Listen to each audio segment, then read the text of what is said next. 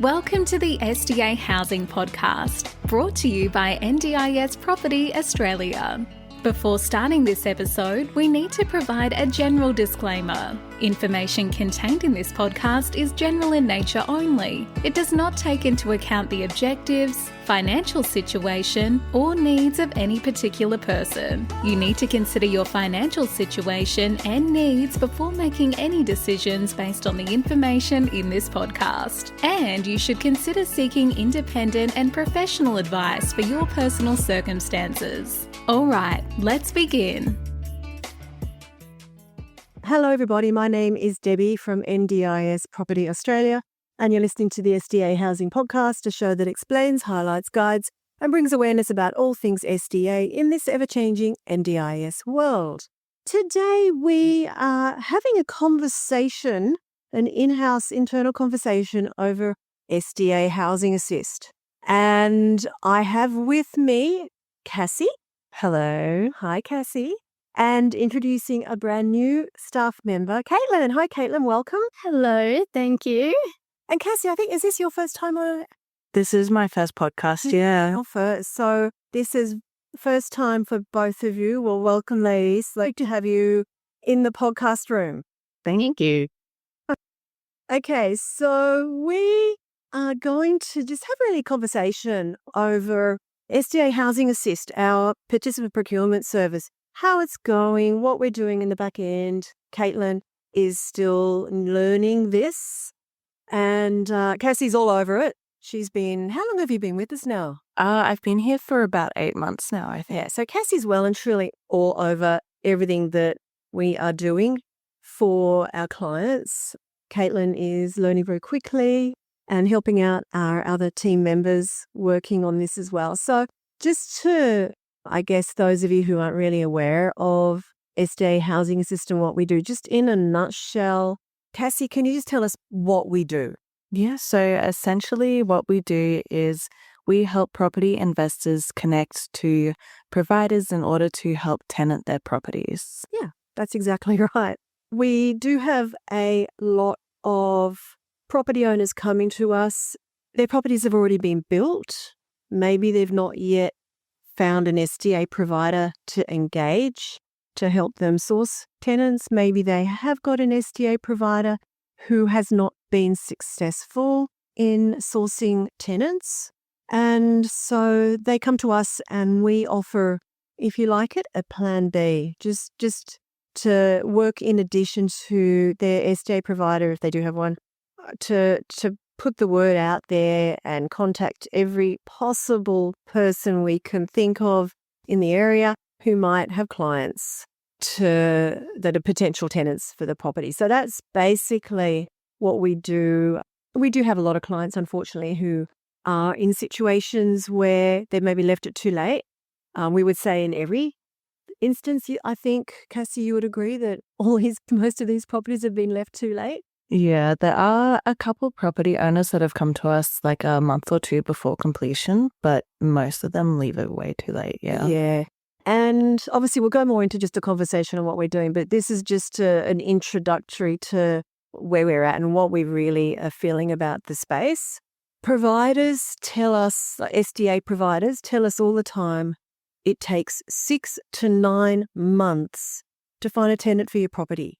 I was speaking to one again this morning who said exactly the same thing. It takes 6 to 9 months. They're working on a few apartments in a complex in Sydney.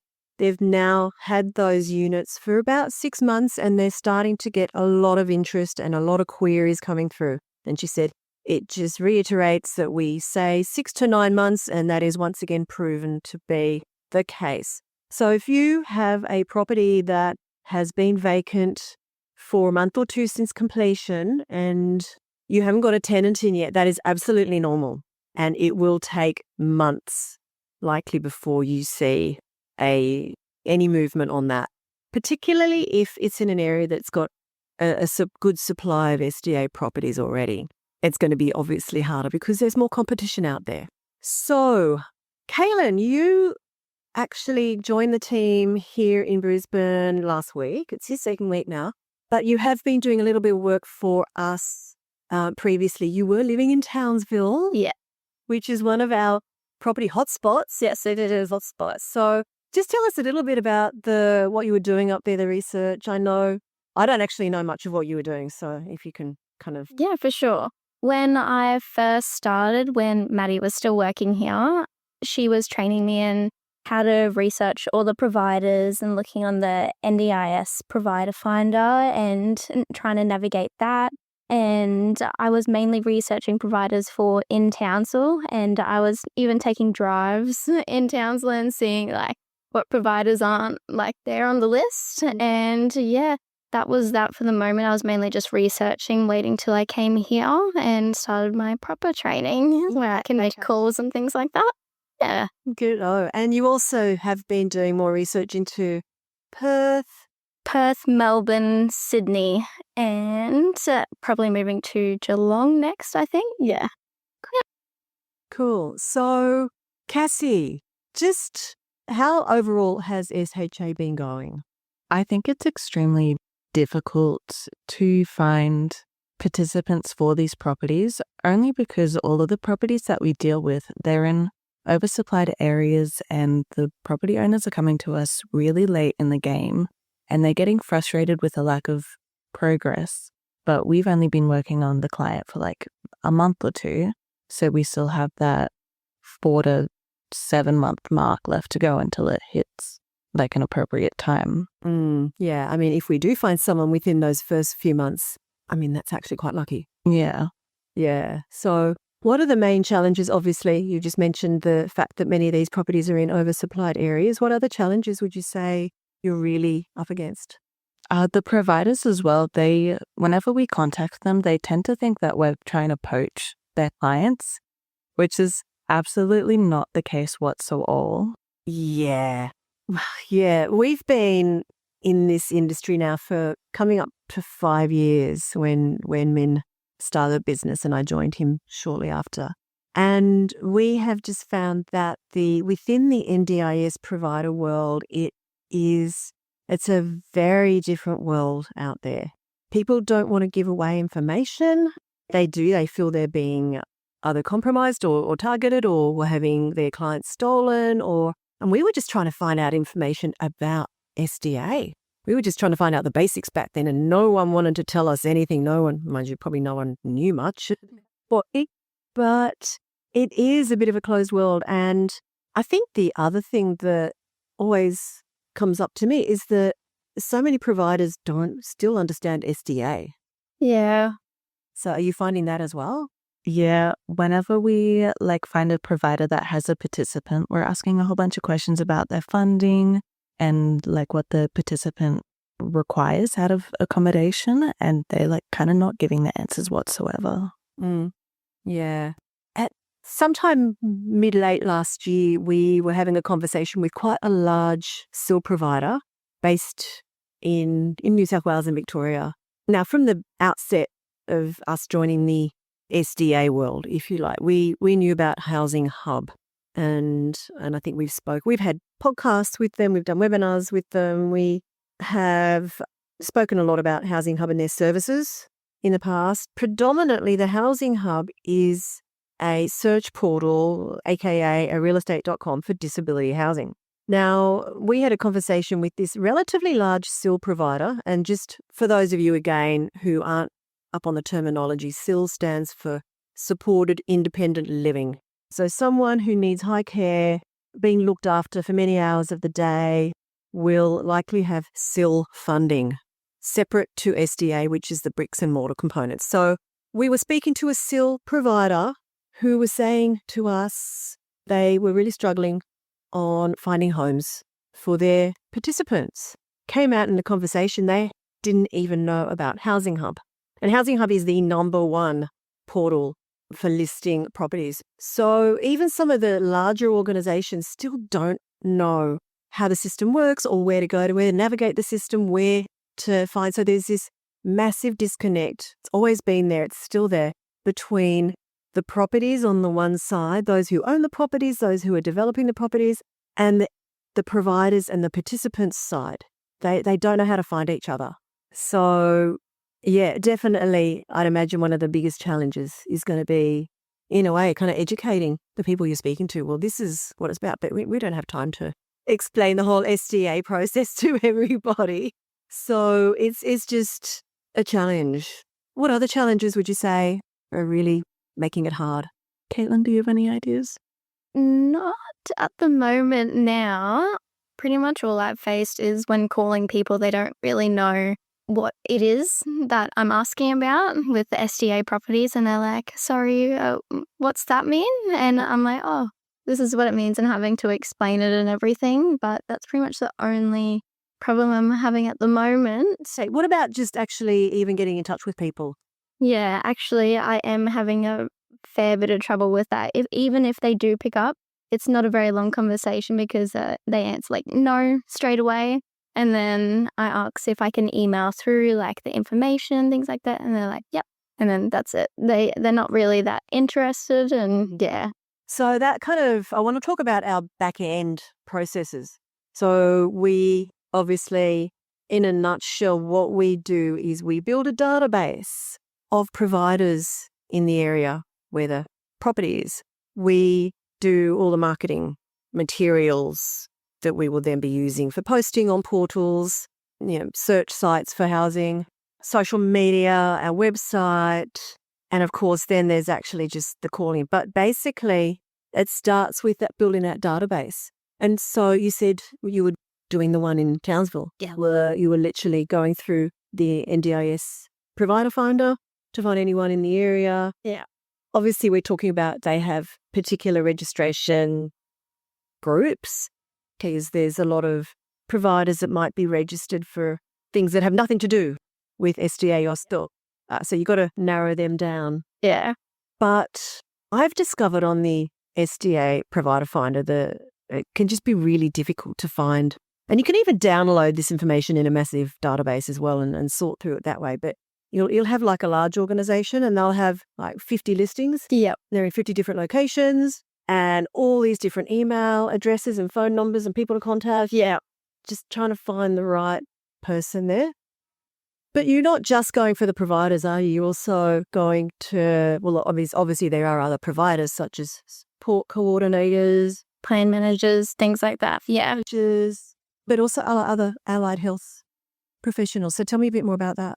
In the past, when we've been struggling to find participants through contacting SIL providers and SDA providers and all of them, we have turned to contacting hospitals directly to see if there's any participants in there that need to come out into a home. And we've had a bit of luck there. Mm-hmm. Yeah, because that is really one of some of the groups that we are working with work very closely in that space. So yeah, we've been building up our collaborations. We have some very good contacts in the SIL and the SDA industry now. Just as examples, Zoe and Karina, SIL providers, who are working with us now to help find participants for certain areas. They both in their organizations have a real history of working with hospitals to find housing for participants who are in the hospital system but need a forever home to move into. Of course, Jonathan and Kevin are doing wonders with their SDA business and working with big SILs. So, there's that collaboration for the areas that they work, where some of our properties are. But of course, we're still working on building those collaborations in other areas too. So it's all a part of just building those contacts, isn't it? And if we take on a new property in a new area, we might not necessarily have those contacts. It will take us a little bit more time to build the database from scratch and start to work through it. So, but we don't just do, sitting in front of the computer at our desks. There's lots of other things we do getting out there, getting our name out there. Talk more about that, Kassy, about, networking and events that we go to. So I've been to a couple of networking events in Southeast Queensland, and I feel like I have made a stronger connection with those providers than I have over the phone. I think it's really important to establish that face-to-face connection and to have that sort of relationship and trust in each other. And I think that is really important when doing what we're doing. Absolutely, because you've got to give them the ability to understand that we're not a provider. We're not stealing their clients. We're trying to help them. Absolutely. We're the guys in the middle trying to do the right. So, yeah, so there is that networking. There's lots of events coming up this year that we're already putting an eye on to be attending to just spread the love of SHA, as well as just face-to-face meetings with some providers from time to time, that as we connect and have more conversations over the phone, then that goes into either a video call or if they're local to us, a meeting to build those connections. Talk more about the digital marketing and all that is involved there. So we get our VA team over in the Philippines and Vietnam. They create all of our brochures for us, and we go through on Facebook and Instagram and LinkedIn, sometimes even TikTok, and just post all about the property, and we share it into groups that we think might be helpful and might be relevant. We try and really target an audience. Yeah, because I've noticed on Facebook, I'm not active on Instagram or TikTok, but on Facebook, there are so many NDIS groups, SIL groups, just all sorts of different housing groups. So for those of you wondering, like, why are we sharing it on groups? Well, they are very, very active in the space. There's huge numbers of members in these groups. And that's where a lot of people are going to find homes or to find tenants for homes. Yeah. So, yeah, we got to be there. Absolutely, yeah. But I think another challenge that we get when it comes to the digital marketing, obviously, if you want to be advertising your property to market it with a view for someone moving in as for their forever home, you want to have nice looking images, and ideally you'd have videos, and let's have a walkthrough. Obviously, we can't really get that if the property is still under construction, which is the best time to start this process. However, we can get sometimes if it's an apartment complex and we have been given all the renders of the internals as well as the externals from the property developer, that's great because we can start with that. But for those properties that we don't have any of that, we always encourage our investors to maybe engage someone, and it doesn't cost that much, to put together some funky looking renders, internals and external renders of what it will potentially look like when it's done. You've got a floor plan, so that can be done. And I think if we had those for all of our properties, we'd probably have a lot more success. Do you think? I think definitely. I think it would be more impactful for a participant to actually see and visualize what their house is going to look like. Yeah. And that's the thing, isn't it? Visualizing it. Because I know when I am looking for a new home, I pour through those photographs and the floor plan if there is one, and I'm obsessed about seeing what it really looks like before I even get a chance to look at the property itself. So that's what it's all about, visualizing yourself in that space. Can I see myself living there? And if you can manage to get that for your property, you've probably got a much better chance of getting interest in it. Yeah. Yeah.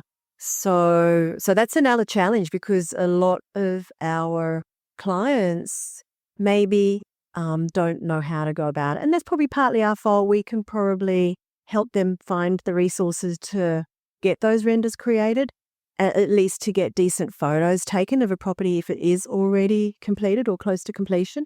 So we can come up with some really good marketing materials, because that when we speak to providers and they are marketing properties, they say the ones that they feel quicker are the ones that they've got really good visuals of. Yeah. So that is a really important thing to take note of. So the other thing I wanted to discuss was the number of hours a week that we work on a property. So I think at the moment the majority of ours are 4 hours a week, 5 hours a week. Have a couple that maybe are a little bit less. And Min and I had a conversation over this again this morning, and basically he's come up with the 2-4-6 rule. If your property is 6 or more months out from completion, you should be giving 2 hours a week to us to work on spreading interest of the property, contacting the SDA providers, the SIL providers, letting them know this property is under construction, it's in the works, to generate interest. Now, why would we start that early? Because it can take 6 to 9 months to get a tenant. Secondly, we start that early just because a potential participant might be found, a potential tenant might be found, but they might not have the funding in their plan yet. They might need to go through that whole application process to get SDA funding. That can take an absolute minimum of 6 to 12 months. So we need time. If we're going to do this right and we're going to do this effectively and efficiently, a couple of hours in those early months is good. We would like to say more hours even at that stage. But, we understand it's all comes down to the money spent everywhere. So, 2 hours a week is a good start.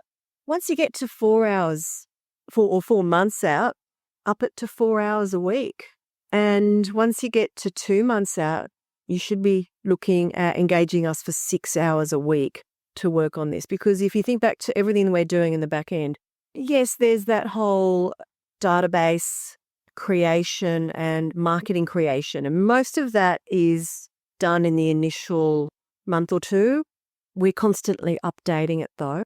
But the majority of work is literally the emails, the cold calling, the face-to-face discussions and meetings, the networking we're doing. And those do take time, especially if we're driving out to a networking event. We're driving out to meet a provider at their office. Those hours can be eaten up pretty quickly in that time. And that's what we need to be doing at that stage of the property development to try and get the interest needed to get your property filled. So I think the other feedback we're getting with clients that we have had engage us is that, you've been doing this for 3 months, there's been no results. And then they don't want to continue because they don't see the value in it. Again, it takes 6 to 9 months to get a tenant on average for SDA properties around Australia. So look, if it came to us as an already built and empty SDA property, and you are considering one of your options being selling, well, maybe it is time to start looking at that. Or, give us another few months to see if we can get some more traction.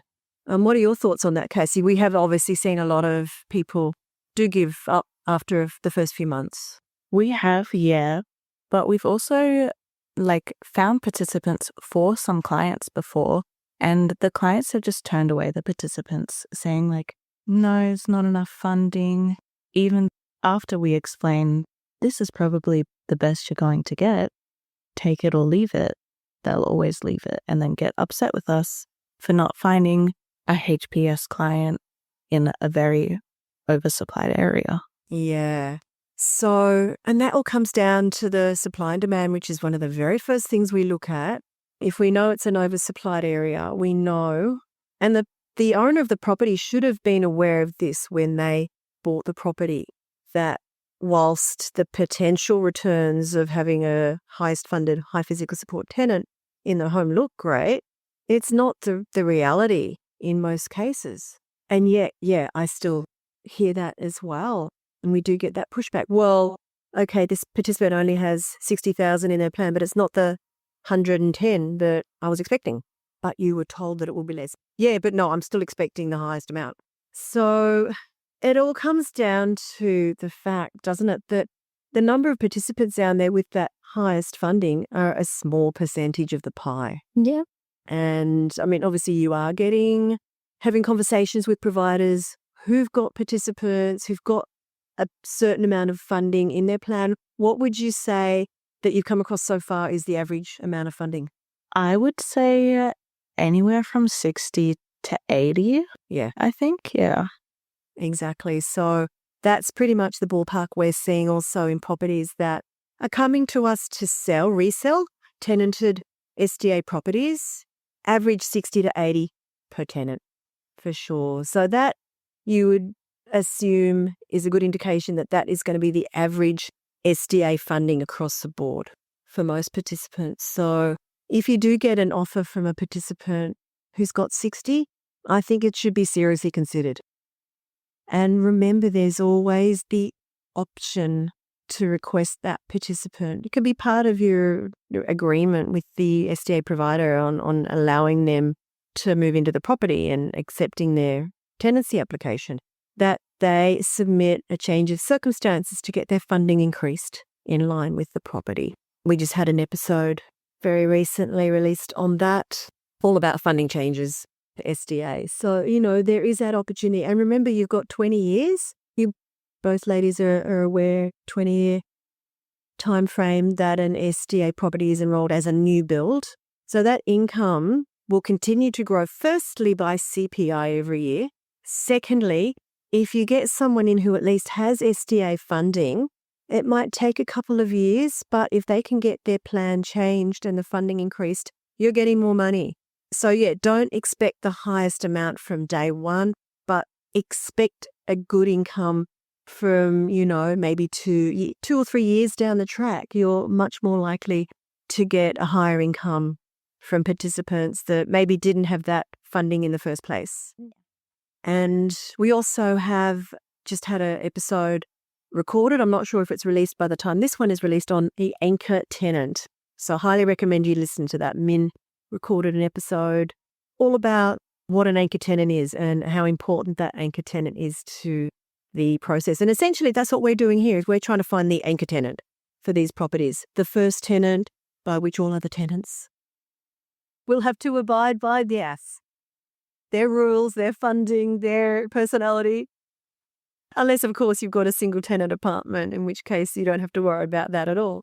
But look, this is just a bit of background on, what we do in the back end of SDA housing. We often have people sort of ask us multiple times, but what do you actually do? Well, we just literally make the calls, send the emails, do the research. We do it over and over and over again. We talk to our contacts. We do it over and over again, and we're doing all that marketing. And have I forgotten anything? Is there something else there that I don't know that you guys do? Not that I could think of at the moment. Yeah. I don't think so. Yeah. Good. So, that's essentially it. Lots of work involved, and we would love everybody to be giving us more hours so we can be hopefully more successful in finding new tenants. But so if you do have an empty house out there and wondering what you can do, reach out to us. We'll have a conversation over whether our services would be right for you and whether it's the right way to go. So please reach out to us at housing@ndis.property. And if you have any other general questions on this episode or on a podcast episode, you can email podcast@ndis.property. Anyway, I think that about wraps it up for this episode. So thank you so much, ladies, for your input today and your insight into the SDA Housing Assist. Thank you. Yeah, thank you for having us. Oh, great to know you. And we'll do it again soon. Sounds good. All right. Bye now. We hope you enjoyed this episode. Please make sure you are subscribed and following us so you can keep in the loop with all of our upcoming episodes. We would really appreciate it if you could leave us a 5-star rating, a written review, and just share this podcast with those that could benefit. Until next time, catch you on the next episode.